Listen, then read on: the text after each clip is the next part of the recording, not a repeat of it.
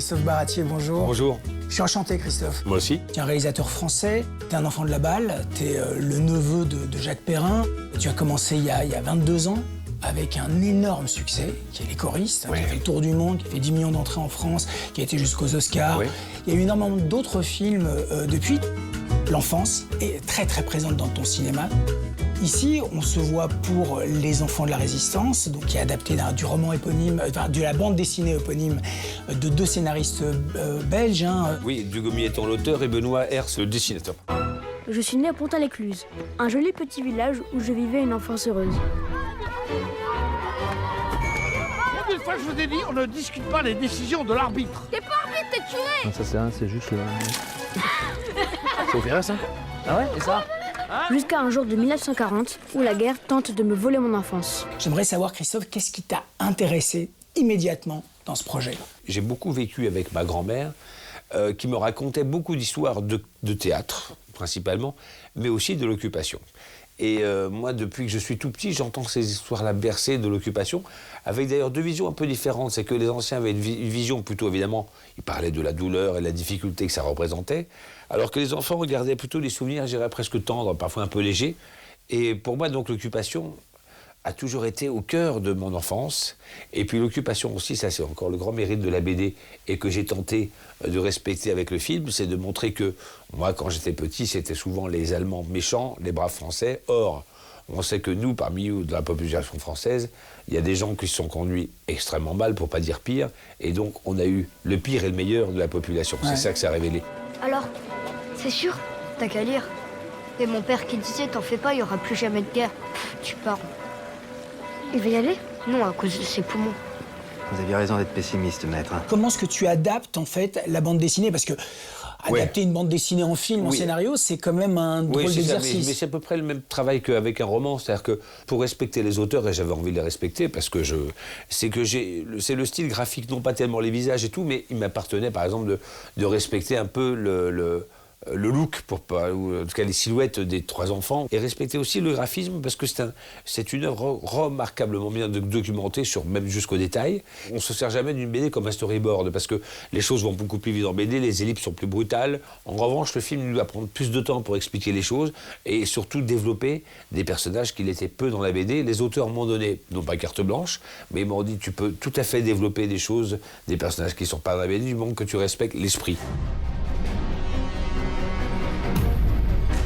Vous comptez rester longtemps ici? Le temps qu'il faudra. Me laissez pas! Allez, viens. On va la garder quelques jours. Merci. Si on la faisait passer pour une de tes nièces?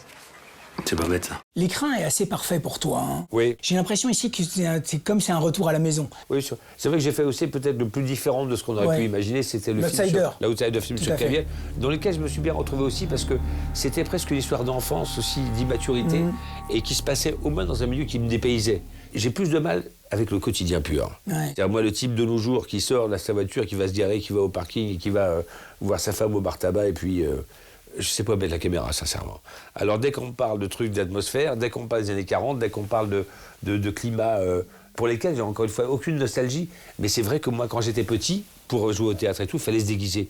Moi, j'ai toujours vu qu'au théâtre, on se déguisait. Donc pour moi, il fallait changer d'époque, et j'en suis resté là. Oui, mais il y a un amour quand même du cinéma français, comme on n'en fait plus aujourd'hui. Ton premier film est adapté de Dréville. Voilà, donc il y a quand même ce cinéma français que tu adores. Et d'ailleurs, en ce moment, je peux lui faire de la pub aussi, c'est mon collègue et père Jean-Paul Salomé, qui vient de faire un film qui s'appelle Affaire Boncharski, sur un truc que je ne connaissais pas, qui se passe dans les années 50-60, et qui connaît un grand succès. Ça me ravit, ça veut dire que ce cinéma-là n'est pas mort.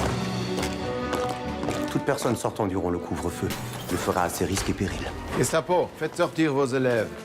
Et vous dites rien? Mais qu'est-ce que tu veux qu'on dise? Vous êtes rien que des lâches, c'est tout. On peut pas rester comme eux, là, sans réagir. Il y a quelque chose qui est très, très poreux entre ta manière de faire les films et la musique que tu y mets. Donc tu travailles avec Philippe Rompier depuis quelques films, 4 films, je crois, 4 ou 5 films. 5, ouais. Donc j'aimerais savoir comment se passe cette collaboration. Avec Philippe Rompier, j'ai trouvé un alter ego absolu. Bon, il y a qu'une seule chose, j'ai un principe un peu concon, mais moi qui ai quand même appris depuis très longtemps le solfège, je pense que je connaissais même le solfège avant de lire les mots. Je veux que ce soit un mec qui écrive. Parce que de plus en plus de gens font de la musique, et de moins en moins l'écrivent. Tout ça, c'est venu aussi de mon enfance, où à l'époque, nous n'avions pas ni les DVD ni tout ça. Et donc, on ne peut pas revoir le film qu'on avait vu. Il fallait attendre très longtemps. Et donc, le seul moyen qu'on avait, c'était la d'acheter le musique. disque pour garder l'émotion du film. On enverra des messages aux gens. L'occupant pille les ressources du pays pour les ramener chez eux. Signé Lynx. Ah oui, moi aussi je les ai reçus, mais je suis pas du tout d'accord. Moi je suis pour la collaboration et le maréchal. Tu retrouves Junio. Ouais. J'aimerais savoir comment tu as composé le reste de la distribution et des enfants. Qu'est-ce qui t'amène à Artus, qui est vraiment une grande idée, parce que moi j'ai l'impression qu'Artus est en train de prendre un volume à l'Aventura. Il a vraiment une dimension, il a une dimension qui est de plus en plus étonnante. Artus, c'est vrai que bon, Gérard c'est un doudou, moi je l'aime, et dès que depuis les choristes qui nous a menés, comme tu le disais, dans beaucoup de pays jusqu'aux Oscars, je sais pas si on est amis, enfin on reste extrêmement proches, quoi. En revanche avec Artus, je ne le connaissais pas du tout. Et quand je lui ai parlé du rôle, c'était heureusement, avant la sortie de son film qui a fait quelques entrées, là, il s'est engagé, c'est pas désengagé. Souvent, il y a des acteurs, il suffit de leur dire, alors le mec, il est taiseux, bourru, et en même temps, il cache une blessure. Ça va, il comprend tout. Et surtout, il n'a pas besoin de se mettre en colère pour être écouté. Et dire qu'il y en a qui comptent sur le maréchal pour redresser la France. Après avoir tué la République et serré la main d'Hitler, regardez. Comment tu travailles la différence, comment tu fais avec les enfants et les adultes? C'est bien comment ça se passe. On en reçoit des milliers de propositions qui sont d'abord sélection de mes directrices de casting. Moi, j'en vois à l'arrivée peut-être une centaine. Mais la direction de l'acteur, elle est faite là. C'est au moment du choix. Parce qu'en plus, les enfants ont une qualité, c'est que généralement, même tout le temps, quand ils arrivent sur le plateau, ils connaissent le texte. Ce qui n'est pas le cas de tout le monde. Il faut quelque chose qui frappe les esprits.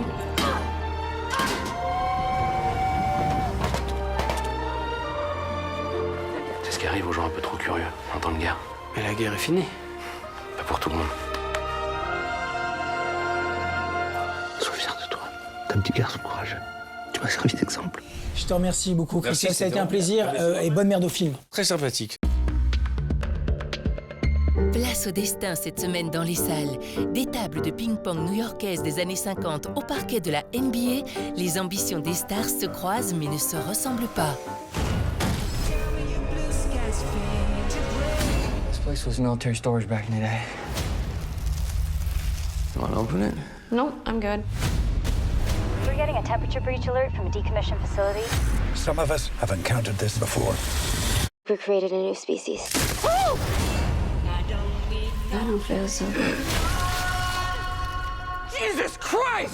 Une comédie futuriste basée sur une recette de champignons mutants et d'une dose de bioterrorisme, c'est le plat très toxique que Liam Neeson et Joe Keery vont devoir supprimer de la carte du monde s'ils veulent le sauver.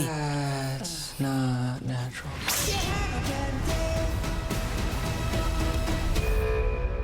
Notre force à nous, c'est le contact avec le joueur.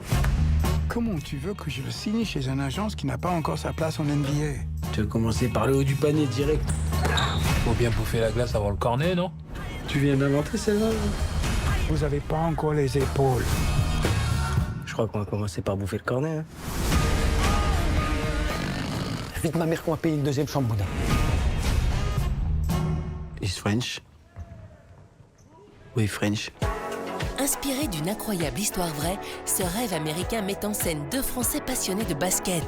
Pour incarner ces deux agents débutants qui visent les hauts des paniers de la NBA, on retrouve deux recrues de taille, Raphaël Quenard et Jean-Pascal Zadi.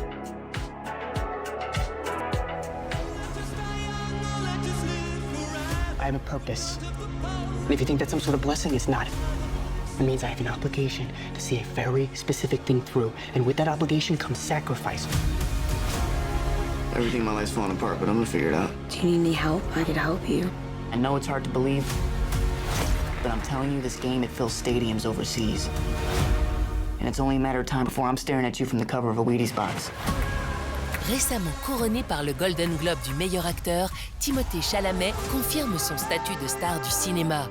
Pongiste à l'ambition démesurée, il signe ici une performance remarquable qui le plonge dans l'univers du tennis de table de l'Amérique des années 50.